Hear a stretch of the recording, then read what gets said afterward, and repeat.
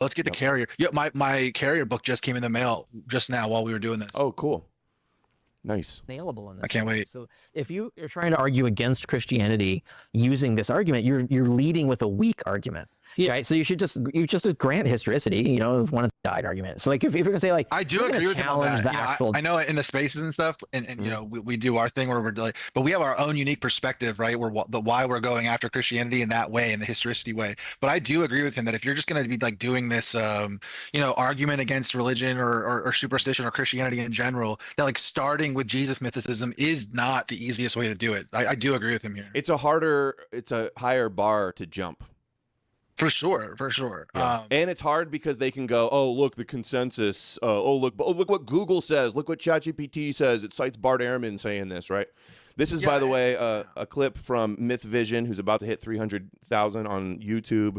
It's got 11,000 views 6 days ago, and they talk about psyop theories around Christianity. We're going to respond to our take. Like you're starting in a weak position, right? Like you're not going to have the evidence you need to really nail that premise, right? Like you can say, yeah, 1 in 3 chance he died. And you say, oh, that's low. That's so low it hurts me emotionally. But it doesn't really... People who are watching this... From your first note to your next big thing. He said before, one of the your sound. So he calculates it in the book, and it's a lower percentage chance. Less than 1 in 3? Yeah. That was like the very conservative high. That's way higher than normal. That's like the higher. Yeah. I think it's 5 or 10%. We've talked about things. Yeah, I think it's even less than that. But yeah, like high chronology, low chronology. Like, did Christianity start 100 years before? Right. Where I think the answer is no, but nonetheless, I think it's plausible and worth considering. Right. So like, I take it seriously. Whereas, like, you know, was Christianity a conspiracy of the Roman Empire it was a psyop to control the Jews? It's like, no, that's not even plausible. Right. So like, and I can make an evidential case. So hold on, real quick, just to so we agree. He just said it's not a psyop to control a Roman psyop to control the Jews. So that's at will stuff. Let's just be clear, like right, like that's what he's talking about there. Caesar's Messiah and creating Christ. Very, very popular right now, all over, like on TikTok, on Instagram, like we've been talking about. My Christian YouTube has like 5 or 6 recommendations almost every day for Caesar's Messiah type stuff. You know, did Paul create Christianity as a weapon? Did the Romans create Christianity? The whole thing. Yep. Yeah, there's lots of different conspiracies surrounding origins of Christianity. Like I'm Gnosticism is basically a conspiracy. Like you have a theory, I can tell. Like that's a plausible theory. That's not, this is a theory you should take seriously. You need to refute it before you move on. You know, there's different ways to approach different things. I'm open to all these possibilities, and so I'm actually quite interested in them.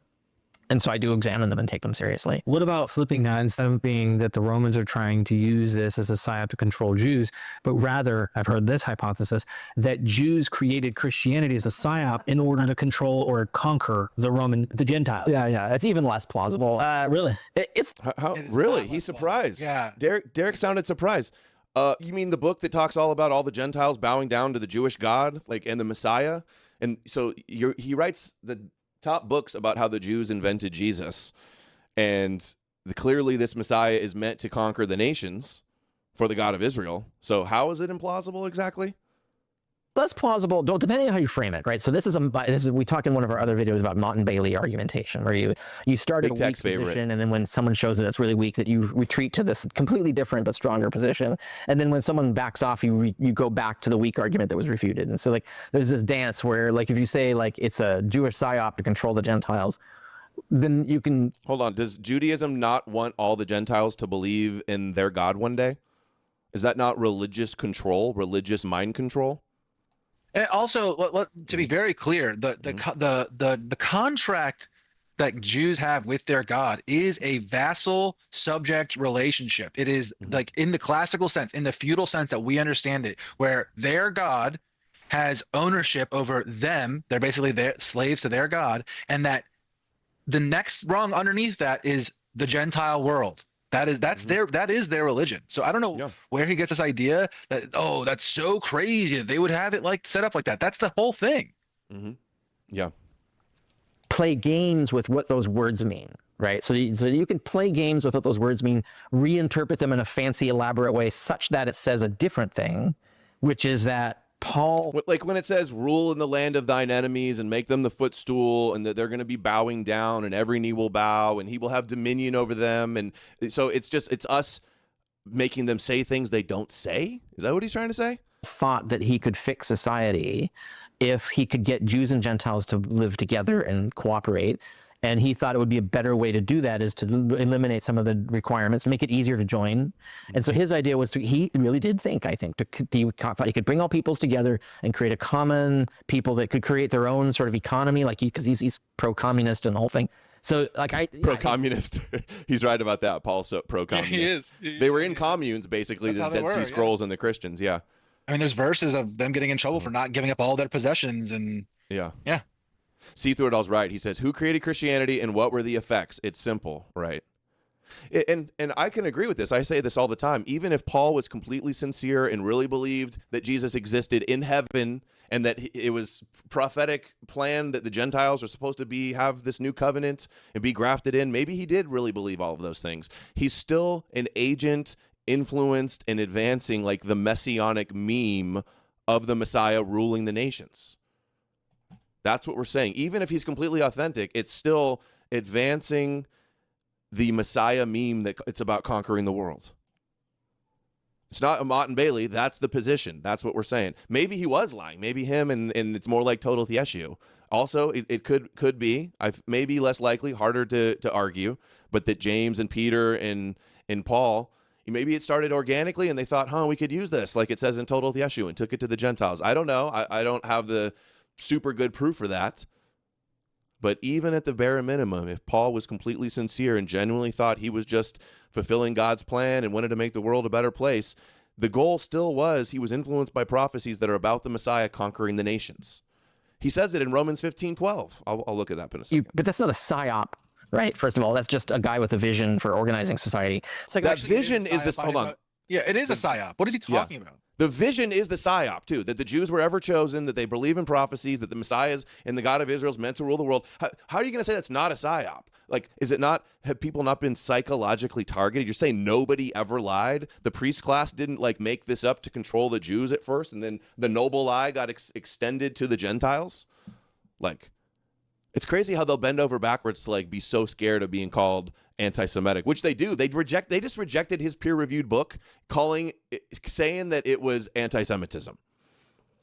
Yeah.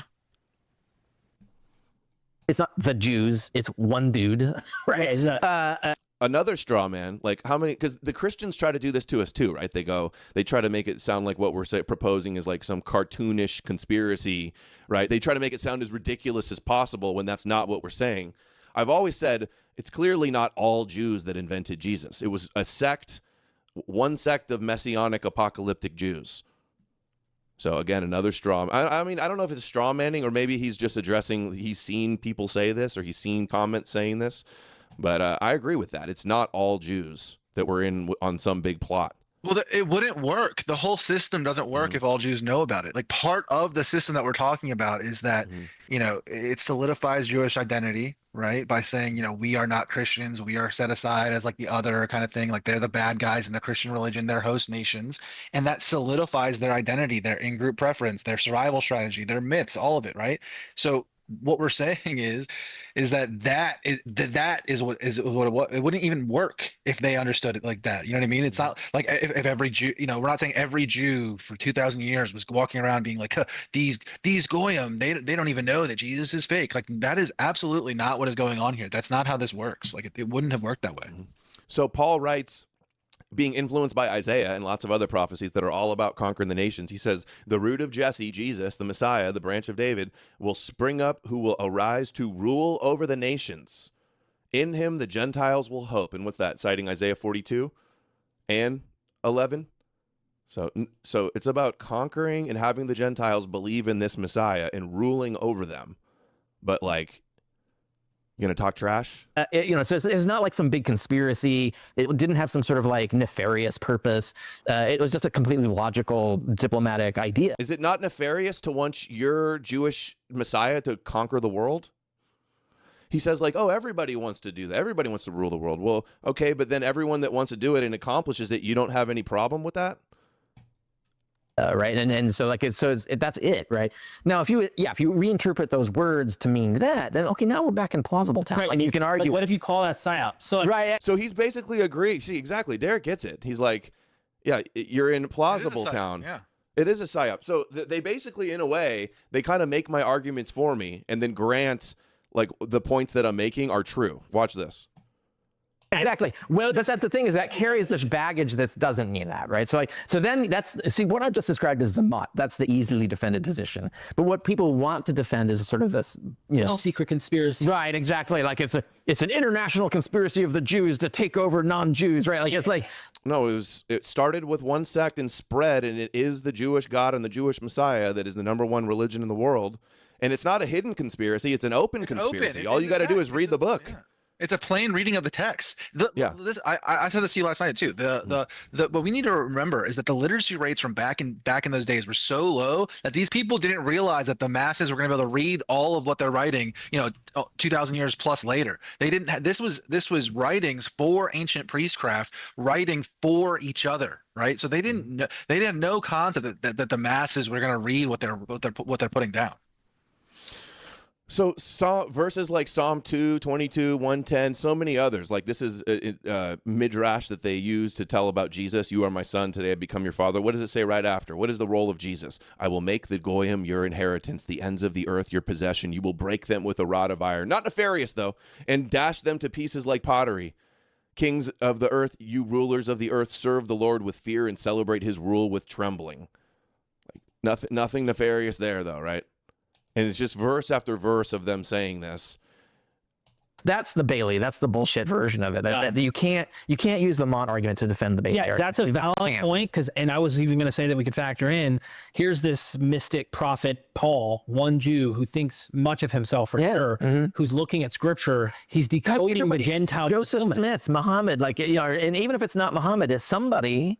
Thought that it would be a good idea to organize all these things and organize your armies along this new Quranic faith, right? Like somebody thought. We agree. Paul thought it was a good idea. Obviously, he did it. But that would be a good idea, right? Is that a conspiracy? Is that a psyop to take over the world? Like, I mean, those are the wrong words, right? Like, that's not really how, like they do have the goal. They want everybody to be Muslim, right? That's not a conspiracy. They're open about that. It's not a hidden thing, right? Like I said, and so the idea, and it's not hidden. Open conspiracy. That's what I write in my book. It's an open conspiracy. On the pages of the greatest, most printed book of all time, hiding in plain sight. Joseph Smith, like the original formulation. They just told it in poetic language, Jewish language, and assumed no one was going to read it. And and then for centuries, our Europeans have been fighting over access to read the book. And then they see, what does Jesus do as Melchizedek? He will crush kings on his day of wrath. He will judge the goyim, crushing the rulers of the earth. The high priest Melchizedek, which Jesus is, he will make his enemies a footstool. He will rule in the midst of your enemies. The scepter from Zion. Like, it's so apparent what these are the prophecies that inspired Paul and the first Christians about their Messiah. So you could say, he just thought it was a good idea and he had good intentions, but like his intentions are motivated by a dictator to come and conquer the earth. 100% a scam, like totally made up.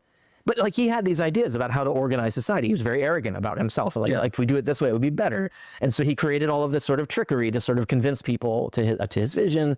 And so then you get Mormonism. Here it is, an international movement and so on. Does that mean like Mormons are engaged in an international conspiracy to take over the world? Yes.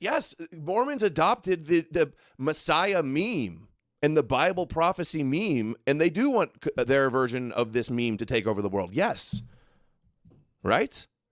Yeah, I don't understand what his argument is here. He's so afraid to put blame on or intent behind creating a lie. I don't understand why he's doing this, because he's like already politically against, the Christian, Republican, evil, however he frames that. So I don't understand this whole thing where he's like carrying water for it. Or he refuses to assign blame. It's just he's terrified of being called anti-Semitic. That's the only thing I can see. I mean, like, yeah, in a like really weak sense that everyone is like it's not, how is that a weak sense? Christians want this. Yeah, how is that a weak sense? Yeah, I don't want to have a king rule the whole world. Yeah, that's not part of my prophecies. I don't want every knee to bow to the Jewish Messiah, like the Mormons do, like the Muslims do, like the Jews and Christians do.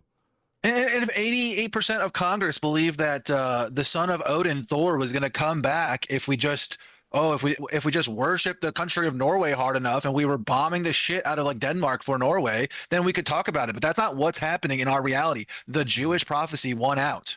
So we have to deal with that. We have to deal with that problem. We have to talk about that thing. If it was some other religion that had conquered the world, I'd say that was the conspiracy. Yeah, it's so stupid. And he doesn't disagree. Like that's well, that's what all the religions are supposed to do. So he agrees with the premise that that's what it did. So stop like pussyfooting around with this. It's stupid. Muslims want this, right? So it's like everybody's doing that, but it's not a secret. Like they're just openly doing it. And the final thing on that, well, just because we know a lot of it too, and it is an open secret and an open conspiracy, doesn't mean that there was no plotting behind that. Are you just like hand waving the idea that Paul and the first Christians like ever got together in private and never like had any plans or any goals or agenda? Like how do you know that? They would never, and who can blame them if they're trying to come up with schemes to like, not be occupied by the Romans? Oh it's yeah, understandable. and by the way, it's basically a communist system. And how did it take power? Through like a Bolshevik style top-down revolution enforced through violence and basically like mob violence and fear tactic, like Antifa destruction type tactics. It's an identical system. Yeah, censorship and killing heretics and all that. Here we go. As we wrap up here, is I keep thinking, I've read Paul Frederiksen, read several Pauline scholars who are identifying scripture that Paul quotes or seems to be lifting from Isaiah, other places that have these, you could see him seeing himself as someone who's pulling the fulfillment of that, the nations, the light to the nations. We're actually going to get the nations in. 10 Gentiles grab the coattail of Jew to hear about the there was all of this. Derek gets it. He gets it. Derek's sounding green-pilled here, and Carrier is being bad faith, trying to. I don't know if he has me in mind here or not. It seems like he may, but I don't know how much he's watched. But he's strawmanning a whole lot of my positions here. He's fulfilling it. Yeah, there was definitely there was a lot of like this Jewish nationalism in the Old Testament. This idea that they're going to be the center of the world and everybody will bow to them. Like yes, totally. The early Christians were Jewish nationalists. Yeah, like, and what? I don't know. What does he talk? Like, you know how American Jews are like Israeli nationalists, even though they like don't speak Hebrew and they're kind of like shitty Jews a lot of times. Like they don't even follow the Bible or anything. That's who created Christianity. Okay, the ancient Hellenized Jews, that version of that's who created Christianity, and they were nationalists still. Derek just mentioned the light to the nations. So we have in Isaiah 49, "You are my servant, the light to the nations, make you a light to the Gentiles, that my salvation may reach the ends of the earth. Kings will see you and stand up, princes will see you and bow down." And the best verse, "They will bow down before you with their faces to the ground. They will lick the dust at your feet. Then you will know that I am the Lord." This is what this is about here. When you mean light to the nations, that's what it implies there. The book of Enoch connects the light to the nations to the Son of Man, again, conquering all the kings of the earth. So yeah, Carrier just confirmed, if they're Jewish supremacist nationalists and they think they're the chosen people and all the world's going to bow to them and their God and their Messiah, but like, it's not a secret and it wasn't all of them. We know. But still, so it's in a weird way, they're actually like conceding to all the major points. He's fulfilling it. Yeah, there was definitely there was a lot of like this Jewish nationalism in the Old Testament. This idea that they're going to be the center of the world and everybody will bow to them. Like yes, totally in the Old Testament. And which is not different from anybody else. Like the Roman Empire said this, like everybody says. But this is the one that dominates this civilization the last 1700 years. This is the one that dominates our politicians. This is the one that's influencing our foreign policy. And just say, oh, they're all like that. So maybe if it was the Roman one, I'd say, hey, the Roman gods are fake and they want to rule the world with this fake myth. I'd say the same thing no matter where it came from. But for some reason, he just wants to act. I can't understand it. The thing is so like imagine if you were to say like I just did the Mormonism thing. You're going to say that because Joseph Smith wanted to transform society, and then snowball compound interest, it grows into this international church where they all want this mission. Does that mean that the Pope wanted to conquer the world through Mormonism? Right. So you can't say like the Christians, global Christians, all evangelicals, Orthodox, they all got together in a secret cabal and they said, we're going to invent Mormonism and take over the world. No, obviously that's not at all what happened. But it's one dude had an idea and then a bunch of people. And again, that's what I say all the time. It's a schism between sects. It was a small group of Jews that probably conceived Jesus from the scriptures. And still though, it is the meme, wouldn't you say, Amalek? You have to understand it as the Messiah prophecy meme and what that entails. according to their scriptures and their interpretations. And yes, Mormonism is the Messiah meme that wants to take over the world. Yeah, this idea that like if the Catholic or if the Mormons took over the world, like that wouldn't be a Catholic domination. Well, it would if the Catholics and the Mormons were allied the entire time they were doing it and helping each other. And whenever one of them was attacked, the other one would get they teamed up. They were greatest allies. Yeah, if it was the Christian Mormon, like the Judeo-Christianity we have today. Yeah, exactly. What is he even talking about? The entire history of the Jewish religion, the Jewish people, is how they serve their host nations and lived in their host nations. And the way they did that was through the religion. Basically, it's like he's ignoring how all of our politicians are literally like Zion slaves that go and pray at their wall and are like Genesis 12:3, like cursed if you curse them, blessed if you bless them. And he's like, well, did the Jews take over America with Christianity? It certainly seems to look like it lately. Have you not looked around? It's insane. Come on, look at Mike Huckabee. Look at Paula White. Look at all these Pence, Pompeo, Ted Cruz. Come on. Yeah, it's never ending. And he's doing this liberal thing where he's like, oh, it's what a bunch of people do has no bearing on like the group. But okay, what percentage of messianic apocalyptic scams are Jewish around today? Which percentage of apocalyptic scams are based on the Jewish Bible? Oh, all of them? Got it. Right. Okay. There's no, Ragnarok scams going on where people are sending their money in because Ragnarok's coming or something like that. This is ridiculous. Yeah. Everyone is obsessed with the end times messianic meme that comes from the Jewish Bible, period. I thought that was a good idea, and then they push it, and that's it. Gotcha. So like Christianity is the same way. It's like Paul had this idea. It wasn't even the original idea. Like the original Christians were not into this, right? Like that was not their mission to like make admission of Gentiles easier, right? At all.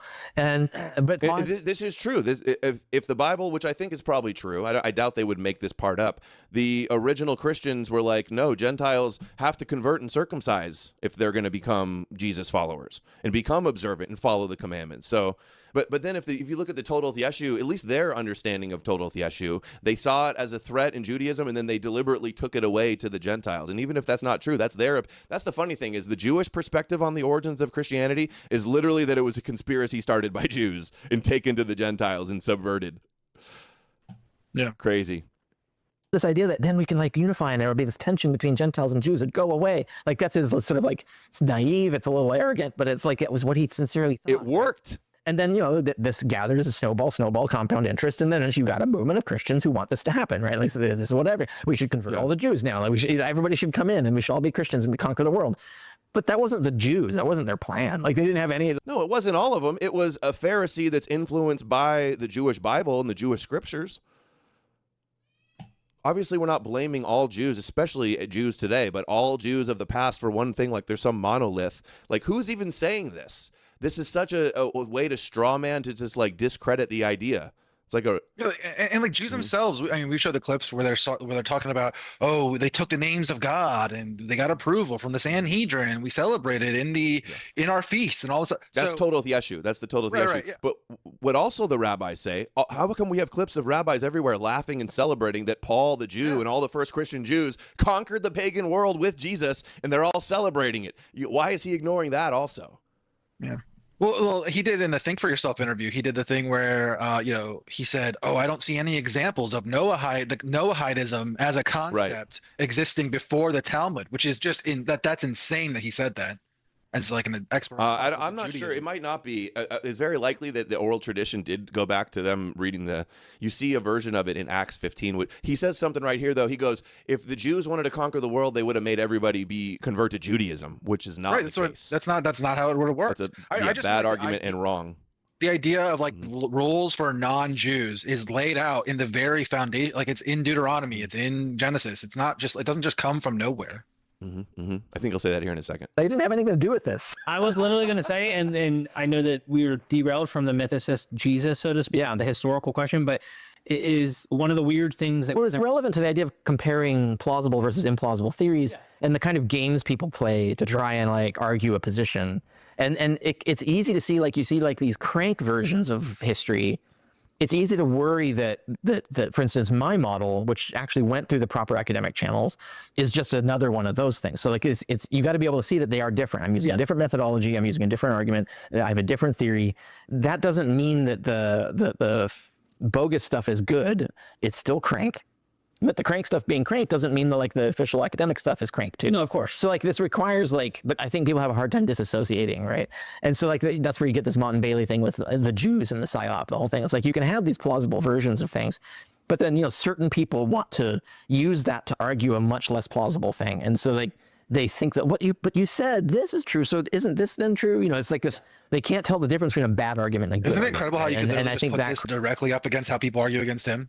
Just Yeah, like it's the same thing. You could just Yeah. take this clip and put it directly next to Bart Ehrman arguing against him, or Wes Huff, or any of these people, and you could just Yeah. take this clip and it would just fit perfectly. Yeah, they call him a conspiracy crank, and they say he's not a real scholar, and they say he has bad arguments.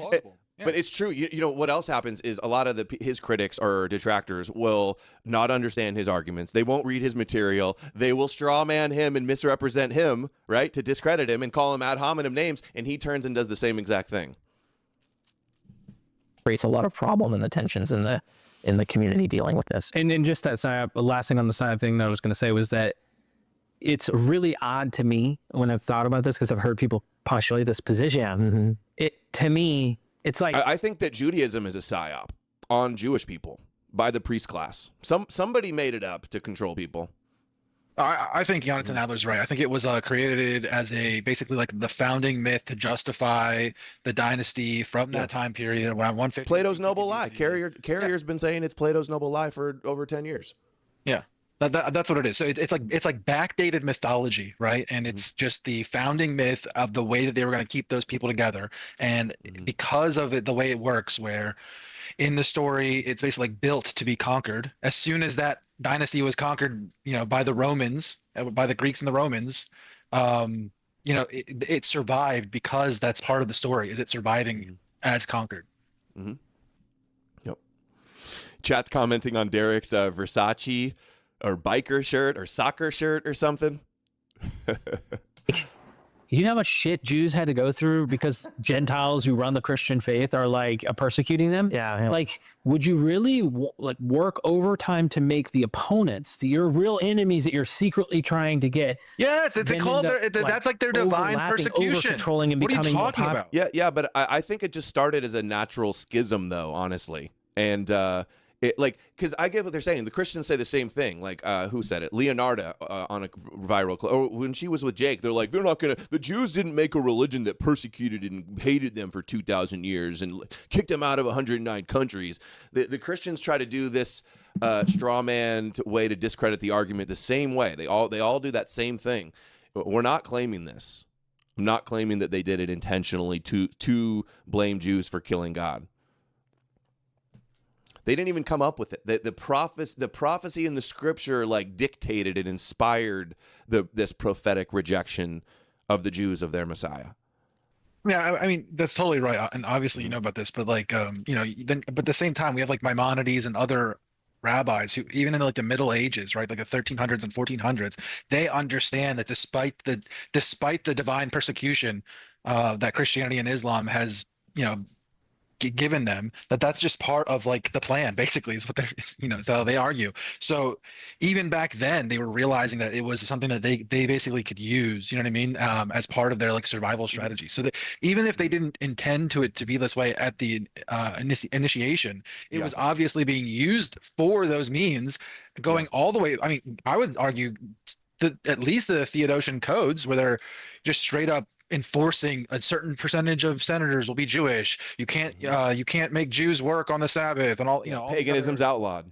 Yeah, exactly. All this other stuff, you know, and that's like the earliest laws that we have, right? So I would say that relationship or that understanding, you know, we don't have like direct, like, you know, oh, look, here's like Jews writing scripture for Christians in the 3rd century or anything like that. But the Jews had already understood this relationship very early on in Christianity's history, I think. Especially once they understood it as the Jacob Esau dialectic also. 100%. 100%. Yeah. Yeah. And there's no rabbis that would, or like, you know, well-read Jews who wouldn't have understood it like this, by the way. Like, absolutely not. They would have seen it. It would have been obvious. Yeah, I'm reminded of, I'm going to try to look for it right now, but like a book I read, it talked about a Kabbalah rabbi that tried to like activate the Christians like prophetically. I think it was in the 1500s. I believe it's right here. I'll look for it while we're listening to the rest of this. But it just goes to show, like, if they were doing it then, why can you outright dismiss that that could have been going on in earlier centuries? People are literally ruling over you. Yeah, you know, right. Does that make sense? Like, it's kind of counterintuitive. Yeah, it's and of course, you know, the rebuttal would be, oh, they just lost control of their psyop, right? But exactly, it's a meme that many different people influenced. It has a life. Memes have a life of their own. So what they could start it, and it does go out of their control. In fact, that's his whole argument, is that a meme started and then it had a life of its own and evolved into something else.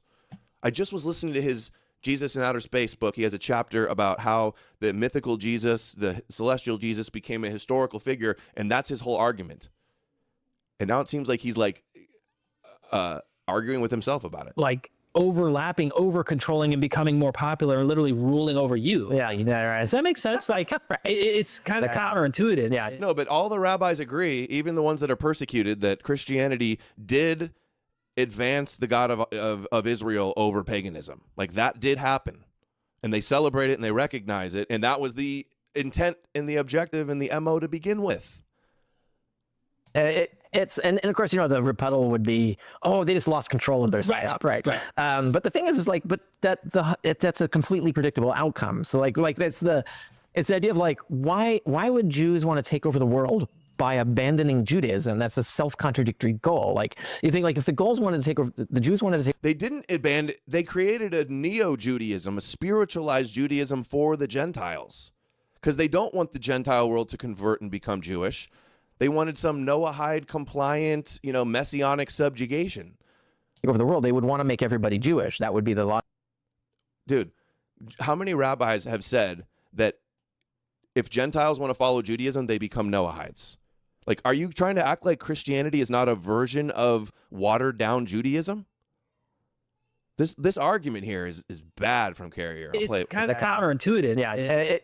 And of course, you know, the rebuttal would be, oh, they just lost control of their psyop, right? But the thing is like, but that's a completely predictable outcome. So like it's the idea of like, why would they don't, Jews want real to quick, take over the world? sorry, they don't even need to do this lose control thing. The whole idea is that Jews are a witness people to be preserved in the end times. Aquinas is writing about this, as Nick says, and all these other early church fathers are writing about this. So the whole the theology that the early Christians have is protect Jews to witness the return of Jesus, which is coming any day now. Okay, so this idea that he has, where they persecuted the Jews, and look how bad of a situation this is for Jews. It's so stupid. It immediately acted as a shell of protection for them. Right. Yeah. Judaism was actually preserved. They had laws that protected Jews, even, and some laws to keep them separate, stop from assimilating and intermixing, which also fits in line with Judaism, right? And I forgot where I was going with this. Anyway. By abandoning Judaism, that's a self-contradictory goal. Like, you think like if the Jews wanted to take over the world, they would want to make everybody Jewish. That would be the logical thing. So why would you invent a religion that involves abandoning everything that is distinctively Jewish? Everything that's distinctively Jewish. No, they call themselves spiritually circumcised Jews and the true Israel. And it's still messianic apocalyptic Judaism. It's not abandoning everything Jewish. The Jews don't want the Gentiles converting and following their commandments. That's why they promote Noahide laws. Can't believe I'm hearing these arguments from Carrier. That doesn't make any sense as a psyop, right? It's similar to like the way that this psyop thing is what he's really hung up on. Like, I think the whole they get hung up on that word. Like, do we need to look up the definition and try to see if it's a psyop or not? Model, like the mission you're assigning the Romans makes no sense for the Romans. Like, why would they do this? Even they are smart enough to know that would be a dumb mission, right? So yeah, like there's all that internal criticism that you can do, but I think you don't even need to go there. You can. Okay, dude, check out what psychological operation is. Okay, military activities that aim to influence emotions, motives, and behavior. Christianity and Paul definitely does that. Emotions, influence emotions, motives, behavior of a target audience, Gentiles, Paul, the apostle to the Gentiles, to achieve a military or political objectives or messianic prophetic objectives.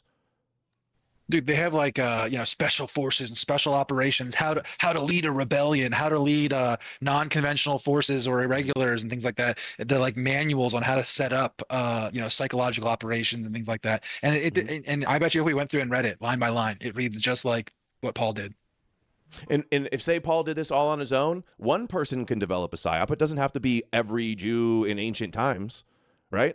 So that argument, it says this includes propaganda, using media, letters, scriptures, preaching, face-to-face communication. And it's like they couldn't win on the battlefield. They're occupied by the Romans. They have prophecies about their Redeemer, Messiah, come to rule the world and conquer their enemies.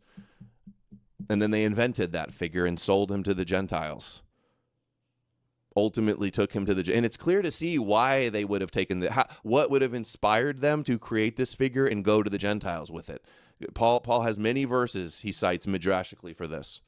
Oh, well, and then Jews themselves say that their position is that a lot of Jews at the time were converting to Christianity because it was far easier, right? You didn't have these problems where you're doing all these like Jewish rituals and circumcision and being so othered and all this other stuff. So a lot of Hellenized or Roman Jews, like they were enticed to take it to join Christianity because of this. And that's kind of like the Jewish position how it always has been, is that they believe that like their lower class or middle class Jews who weren't very good Jews, that those are the ones who the early Christians were. Those are the early converts. It's so crazy how we've got compilations of just like Jew after Jew, rabbi after rabbi talking about how Christianity was started by Jews and it conquered the pagan world and fulfilled their prophecies. And then we get called cranks and anti-Semites for acknowledging the prophecies. That's what happened. And then the rabbis are all bragging about it. And then they call us cranks and anti-Semites.